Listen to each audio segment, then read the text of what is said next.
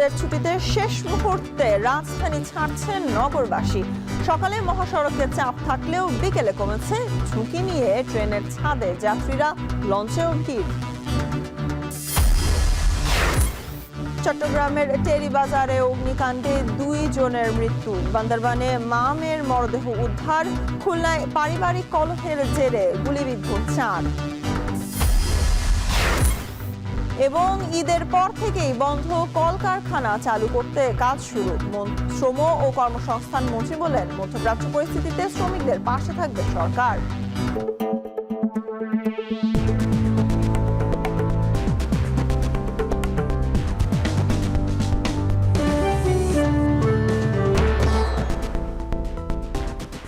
স্বাগত এখন জনপদে, আর পুরো আয়োজন জুড়ে আপনাদের সাথে আছি আমি সুলতানা স্বর্ণা। দেশের সবচেয়ে মজবুত আরএফএল ল্যাডার, যা 606 গ্রেড অ্যালুমিনিয়ামে তৈরি। শক্তিশালী এমএস ক্রসবার নিশ্চিত করে সর্বোচ্চ নিরাপত্তা। RFL ladder. আর প্রথমেই থাকছে ঈদ যাত্রার খবর। পরিবারের সাথে ঈদ উদযাপনে বাড়ি ফিরছেন মানুষ। রাতভর ভয়াবহ যানজট শেষে অবশেষে স্বস্তি ফিরেছে মহাসড়কে। দিনভর ভোগান্তির শেষে 16 ঘন্টা পর ঢাকা টাঙ্গাইল যমুনা সেতু মহাসড়কে স্বস্তিতে বাড়ি ফিরেছেন উত্তরাঞ্চলের মানুষ। অতিরিক্ত যানবাহনের চাপ ও যমুনা সেতু সংযোগ সড়কে একাধিক গাড়ি বিকল হওয়ায় সকালে মহাসড়কে 65 কিলোমিটার এলাকা জুড়ে থেমে থেমে যানবাহন চলাচল করেছে।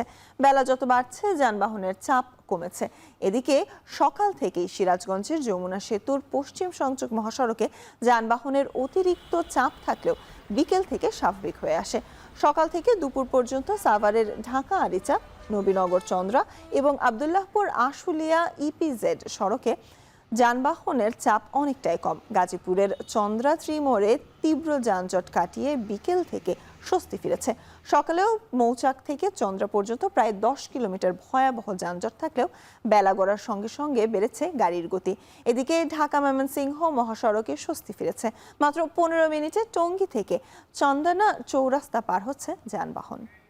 বুধবার বগুড়ার সান্তাহারে নীল সাগর এক্সপ্রেসের ট্রেনের 9টি বগি লাইনচ্যুতির ঘটনায় শিডিউল বিপর্যয়ের কারণে পঞ্চগড় থেকে ঢাকাগামী একটি ও পার্বতীপুর ও রাজশাহীগামী 2টি ট্রেন সহ মোট 3টি ট্রেনের যাত্রা বাতিল করা হয়েছে। শিডিউল বিপর্যয়ের কারণে বৃহস্পতিবার সকাল 9টায় বাংলাবান্ধা এক্সপ্রেস, দুপুর 12টা 10 মিনিটে পঞ্চগড় এক্সপ্রেস এবং 3টা 30 মিনিটের কাঞ্চন আন্তনগর কমিউটার ট্রেনের ডাউন যাত্রা বাতিল করা হয় বলে জানিয়েছে পঞ্চগড় রেলওয়ে স্টেশনের স্টেশন মাস্টার জাহিদুল ইসলাম জাহিদ। এর মধ্যে যারা 3টি ট্রেনের টিকিট কেটেছেন তাদের টিকিটের মূল্য ফেরত দেওয়া হবে বলে জানিয়েছে কর্তৃপক্ষ। এদিকে ঢাকা থেকে পঞ্চগড়গামী ট্রেনগুলো পরে মারাত্মক শিডিউল বিপর্যয়। যে ডাউন ট্রেনগুলো ঢাকার উদ্দেশ্যে ছেড়ে গিয়েছে, এটা যথাসময়ে ছেড়ে গিয়েছে। আজকে দ্রুতযান এক্সপ্রেস 7টা 20 সকাল 7টা 20-এ যথাসময়ে ছেড়ে গিয়েছে। বাংলাবান্ধা 9টায় ছিল, কিন্তু ওটা যাত্রা বাতিল করা হয়েছে। এবং আপনার 12টা 10-এ যে পঞ্চগড় এক্সপ্রেস ছিল সেটিরও যাত্রা বাতিল করা হয়েছে, এবং 41 আপ এবং 42 সেটিও যাত্রা বাতিল করা হয়েছে। প্রিয়জনের সঙ্গে ঈদের আনন্দ ভাগাভাগি করতে নৌপথেও ঢাকা ছাড়ছেন ঘরমুখ মানুষ। নানা দুর্ভোগ ও সীমাবদ্ধতার পরেও রাজধানীর সদরঘাট লঞ্চ টার্মিনাল থেকে বাড়ি ফিরেছেন দক্ষিণাঞ্চলের মানুষ। ঝড়ো হাওয়া ও বৃষ্টির ভয় উপেক্ষা করে প্রিয়জনদের সাথে ঈদ করতে বাড়ি ফিরেছেন তারা।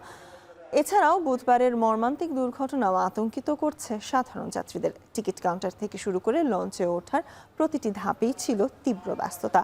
বরিশাল, ভোলা, পটুয়াখালী ও বরগুনা সহ উপকূলীয় বিভিন্ন জেলার উদ্দেশ্যে নির্ধারিত সময়সূচি অনুযায়ী একের পর এক লঞ্চ ছেড়ে যেতে দেখা গেছে।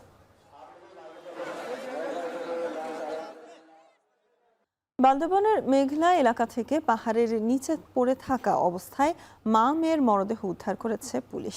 বৃহস্পতিবার দুপুরে শহরের মেঘলা লালমোহন বাগান তঞ্চঙ্গা পাড়ার গহীন এলাকার 130 ফুট উচ্চতার এক পাহাড়ের নিচ থেকে তাদের মরদেহ উদ্ধার করা হয়।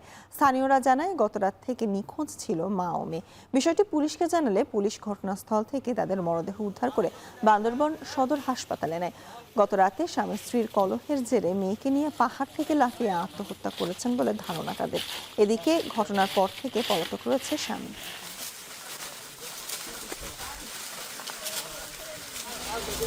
খুলনার বটিয়াঘাটায় বিয়েকে কেন্দ্র করে দুর্বৃত্তদের গুলিতে একই পরিবারের 4 সদস্য আহত হয়েছেন।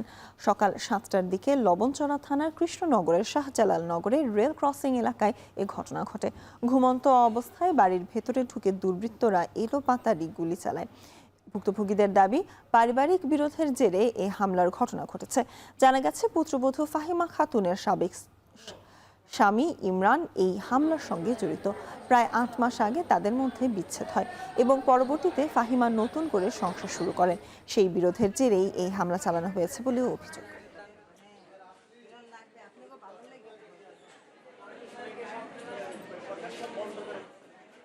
আইসাই উর্দুপুরে আমার ওয়াইফরে গুলি করলো, আর আমারও গুলি করলো, আমার এই নয় ছেলেকেও গুলি করলো, আর আমার এই পুতির বউকেও গুলি করছে।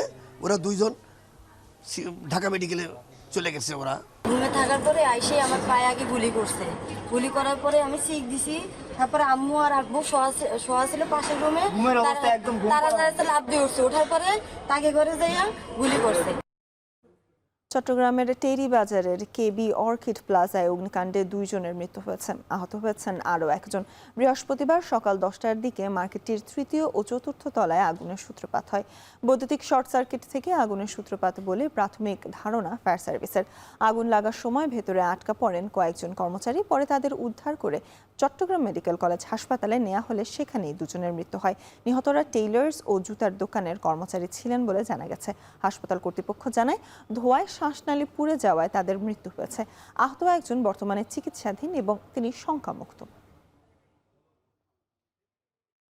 বিগত সময়ে দেশের যে কলকারখানাগুলো বন্ধ হয়েছিল সেগুলো পুনরায় চালু করতে ঈদের পর থেকেই কাজ শুরু করবে সরকার বলে জানান শ্রম, কর্মসংস্থান, প্রবাসী কল্যাণ ও বৈদেশিক কর্মসংস্থান মন্ত্রী আরিফুল হক চৌধুরী।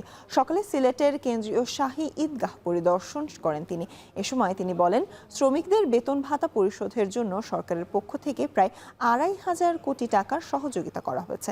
বর্তমান সরকার শ্রমিক বান্ধব, তাই বিদেশে অবস্থানরত সব বাংলাদেশি শ্রমিকদের জন্য কাজ করছে সরকার বলেও জানান তিনি। মধ্যপ্রাচ্যের অস্থিরতার সময়ে সরকার প্রবাসীদের কল্যাণে সর্বাত্মকভাবে থাকবে বলেও আশ্বাস দেন তিনি। যেগুলা বন্ধ হয়েছে আমরা এগুলা সচল করার চেষ্টা করব এবং সেই জন্য প্রক্রিয়া কাজ চলছে।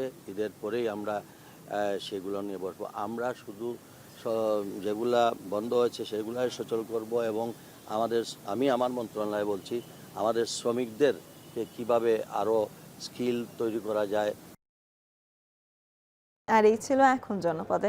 এখন টেলিভিশন ওয়েবসাইটে দেখতে ভিজিট করুন www.ekon.tv। এছাড়া ফেসবুকে দেখতে পারেন facebook.com/tv.ekon। এছাড়া ইউটিউবে দেখা যাচ্ছে youtube.com/c/ekhon tv।